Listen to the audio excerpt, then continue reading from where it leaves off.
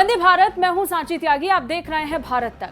भारत के विदेश मंत्री की तारीफ पूरे विश्व में होती है। इसका सबसे बड़ा कारण है डॉक्टर एस जयशंकर का बेबाकी के साथ बोलना।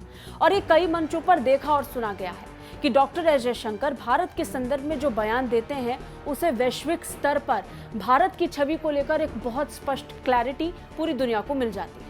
यही कारण है कि फिर एक बार जब भारत के विदेश मंत्री डॉक्टर एस जयशंकर को बोलने का मौका मिला और जब उनसे तेल को लेकर सवाल पूछे गए तो उन्होंने एक के बाद एक धड़ाधड़ जवाब दिए और ये बता दिया कि भारत की जो नीति है उसे अब पूरा विश्व स्वीकार कर रहा है।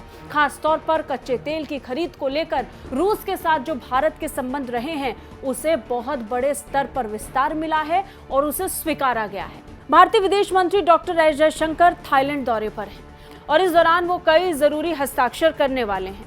हालांकि बैठक से पहले उन्होंने भारतीय मूल के लोगों को संबोधित किया। इस बीच बैंकॉक में भारतीय समुदाय को संबोधित करते हुए विदेश मंत्री डॉक्टर एस जयशंकर ने कहा, भारत अपने हितों के बारे में बहुत ईमानदार रहा है। उन्होंने कहा, जहां तक रूस से कच्चा तेल खरीदने की बात है तो आज दुनिया भारत की स्थिति को स्वीकार कर रही है। विदेश मंत्री ने कहा, भारत इस सौदे को लेकर बहुत हद तक रक्षात्मक नहीं था। हालांकि इस सौदे ने अन्य देशों को अपने लोगों के प्रति दायित्व का एहसास कराया है। Not only are oil prices high, so are gas prices. A lot of them, lot of traditional suppliers to Asia are also diverting them to Europe because Europe is buying less oil and gas from Russia, or can buy less gas from Russia.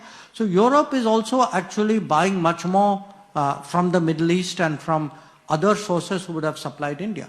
So it is a situation today where every country will try naturally to get the best deal possible for its citizens, will try to cushion the impact of this high energy prices. And that is exactly what we are doing. Now, we are not doing it in a defensive way. I mean, we have been very open and very honest about our interest. Bharat के विदेश मंत्री doctor S Jaishankar ने आगे अपने बयान में कहा कि भारत सरकार की कोशिश है कि भारत के नागरिकों को ध्यान में रखते हुए ही वो फैसले ले। यही कारण है कि हम विभिन्न क्षेत्रों को लेकर अपने देश की जनता को ध्यान में रखते हुए फैसला लेते हैं। विदेश मंत्री ने कहा, हमारे पास $2000 प्रति व्यक्ति आय वाला देश है।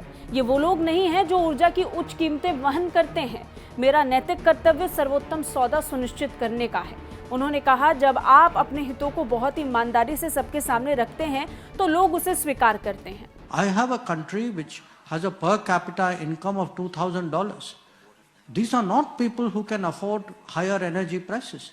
It is my obligation, my moral duty to actually ensure that I get them the best deal that I can from the world. And I think once you lay it out very openly and honestly, I think people accept it. Bangkok में होने वाली इस बैठक में भारत और Thailand को लेकर जरूरी फैसले लिए जाने और खास तौर पर दोनों देशों के बीच में साझेदारी को बढ़ावा देने के लिए ही ये बैठक हो रही है, जिसमें हिस्सा लेने के लिए डॉक्टर एस जयशंकर थाईलैंड पहुंचे थे। लेकिन इन सब के बीच में प्रमुख तौर पर थाईलैंड में उनके संबोधन में जिन बातों का उन्होंने जिक्र किया वो फिर एक बार दर्शा रहा है कि भारत किस तरीके से आत्मनिर्भरता के साथ न सिर्फ आगे बढ़ रहा है लेकिन अपने हितों को ध्यान में रखते हुए फैसले भी ले रहा है। कैसी लगी ये वीडियो कमेंट करके जरूर बताइए। बाकी रक्षा और विदेश मामलों से अपडेट रहने के लिए देखते रहिए भारत तक। जय हिंद।